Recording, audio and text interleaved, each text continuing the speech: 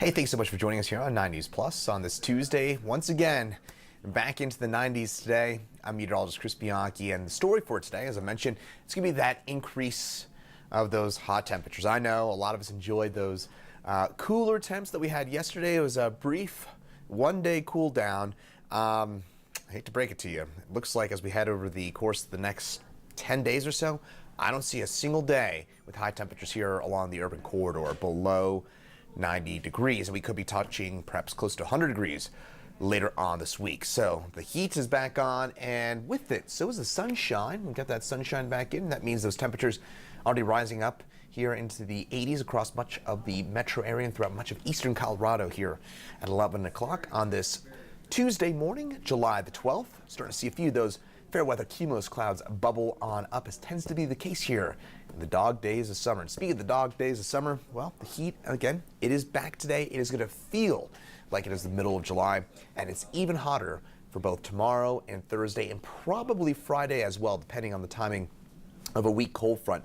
Isolated storms around all week today. Probably the best chance for storms over the course of the next 3 days. Looks pretty dry tomorrow and Thursday. Now, speaking of those storms, starting to see a little bit of action bubble on up South Vale through the West Elk Mountains and the Collegiate Peaks, just along and west of 285 there from Buena Vista on west into Crested Butte. Seeing a few of those showers and storms over Independence and Monarch Passes, and even a little bit of action out by Red Mountain Pass and Telluride in southwestern Colorado as well.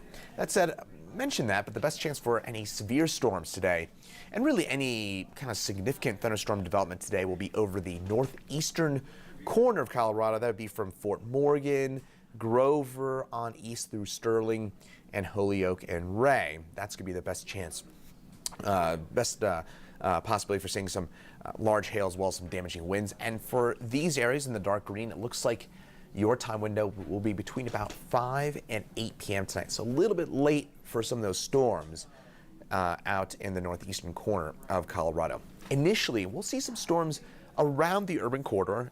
Here in the Denver area, I'm going to call our chances for a storm around 30%. I think most of us stay dry. Where we do get storms, it's going to be a few raindrops on the windshield, some gusty winds, a little bit of lightning, and that's about it. That kind of thunderstorm. Kind of familiar, right? Kind of the same kind of storm that we've seen over the last 2 weeks. Again, a few raindrops, the windshield, a little bit of gusty wind, and some lightning, and you're pretty much done, and it's out of there pretty quickly.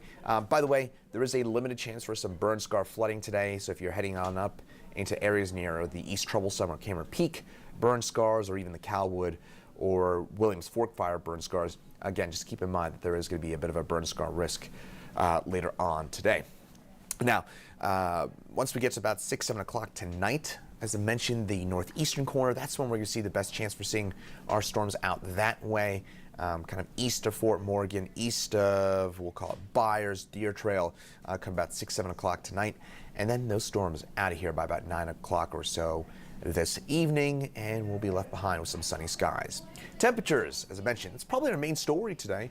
We do have those temps already on up to around 80 degrees for us here into Denver, and a lot of spots already over 80 degrees along the eastern plains. Still a few spots stuck in the 70s and some 60s on up into the mountains. Grand Junction already at 90 degrees. Big warm up from this time yesterday. We were enveloped in all those kind of pleasant, I think, right, pleasant clouds yesterday afternoon. Today, as I mentioned, slightly different story. That July sunshine.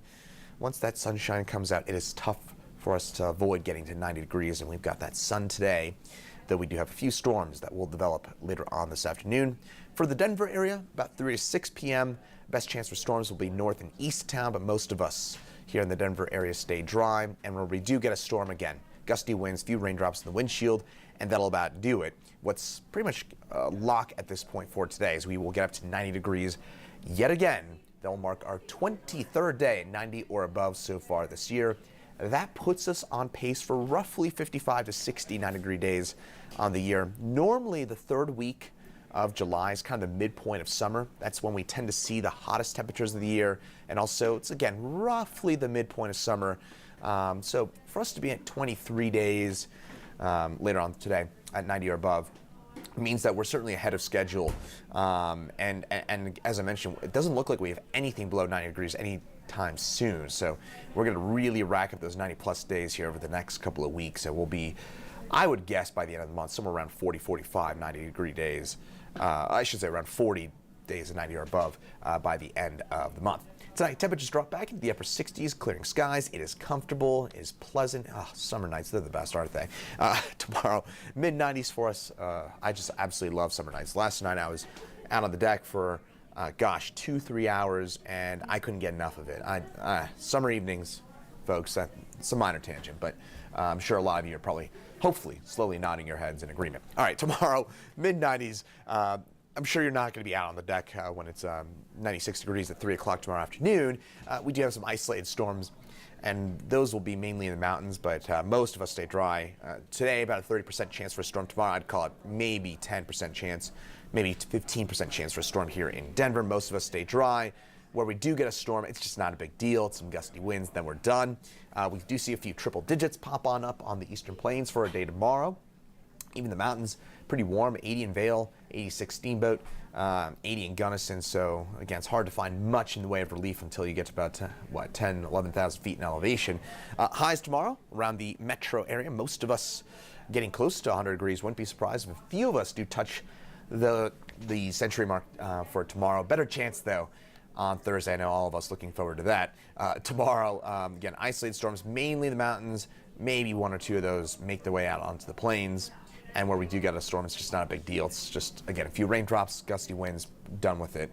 And then this week, we're going to see this big ridge of high pressure build on in. This is going to be our dominating weather patterns. We're going to see this, again, big old ridge of high pressure move on in, and that will lead to temperatures staying at 90 or above for a prolonged period. And in fact, looking at some of that wildfire smoke as well, that's also going to be a factor as we head over the next couple of days, including today. You might be able to notice a little bit of that wildfire smoke out over the skies of the Denver area as well as the Front Range today. Better chance of seeing some of that smoke out in western Colorado. But again, a little bit of kind of a light overlay of smoke. It shouldn't be all that bad or oppressive or all that noticeable, but there is perhaps a hint of that smoke. If you look off towards the west, you might not be able to see the mountains all that well today here along the urban corridor because of some of that smoke.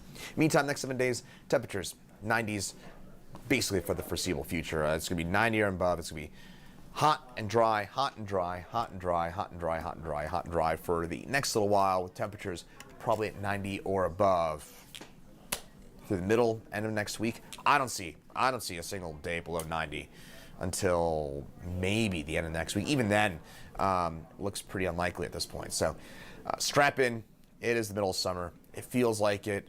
This heat just not going away anytime soon. It's going to be 90 or above for the next little while.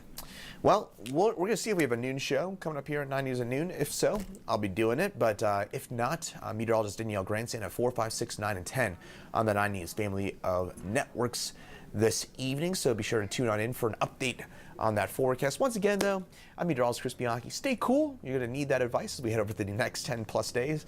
And again, we'll have continued updates for you here on 9 News Plus as anything happens. Again, I'm meteorologist Chris Bianchi, and have a great rest of your Tuesday.